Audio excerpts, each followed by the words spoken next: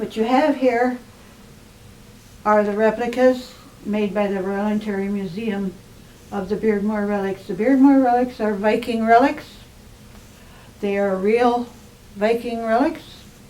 They're dated from about 900 to 1000 AD. There's 100 years difference between the axe and the sword. Now the problem comes when you've got the pot calling the kettle black. Somebody said they saw those relics in a basement in Thunder Bay or Port Arthur before they were discovered at Warford outside of Beardmore. He worked on the trains, the CN trains, but he also was a prospector. So he dynamited this one area, not far off the Blackwater River. So this is just And up these past the came up. Palisades. This Yeah. is just up at Orient Bay, just past where you guys were hiking there? Yeah, so it's between, I guess, McDermott and Beardmore, where Warnford is. Mm-hmm. It's a siding. So he discovered these. Okay, so then he had them in Thunder Bay, and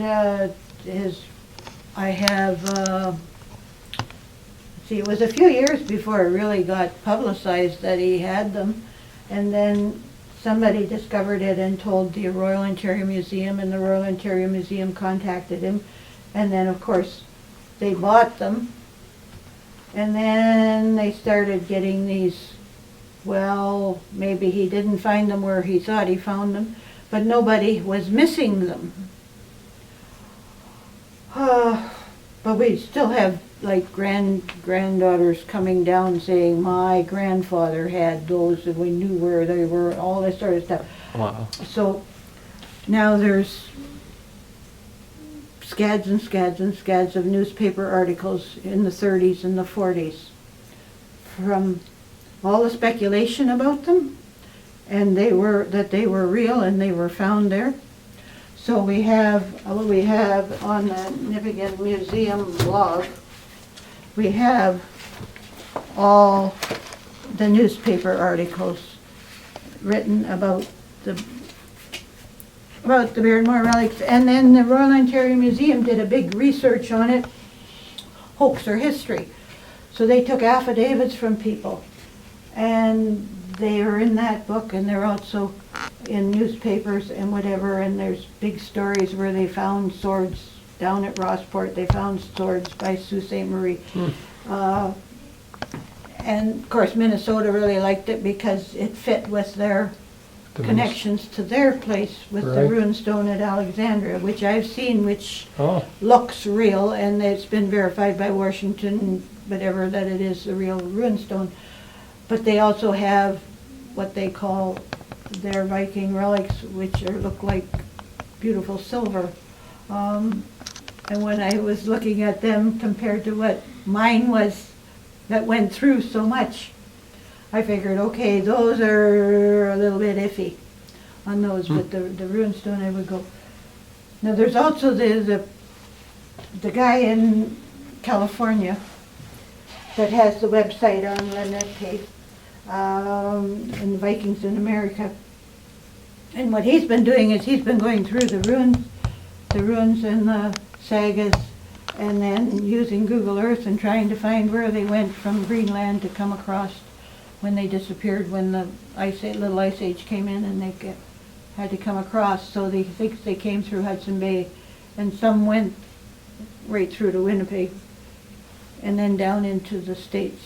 But he figures some of them also come down the routes into Lake Nipigon.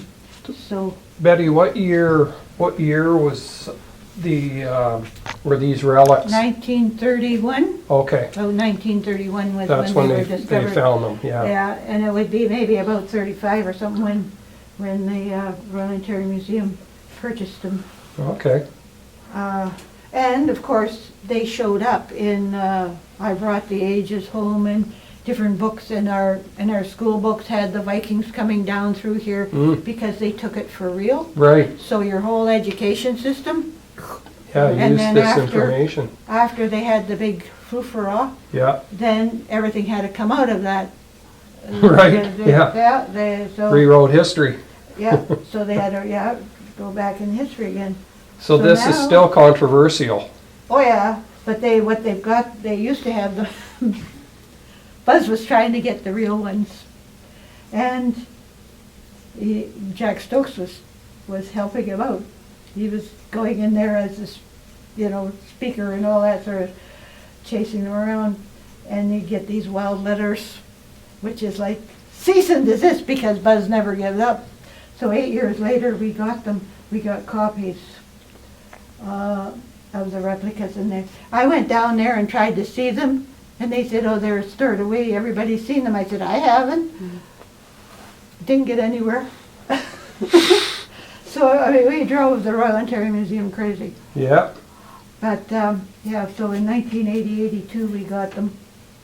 About that Good. area, and we got the replicas because the real ones, they wanted 24-hour guard sort of thing, and we said, okay, we'll put them in the bank vault overnight. Royal Bank said they would store them there, and then we could have them during our display time and all that.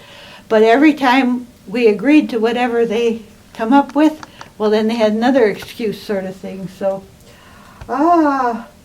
yeah, but Buzz Lyons never gave up, and neither did Jack Stokes. So that's why you got Jack Stokes in there very good. so much. That was our member of provincial parliament.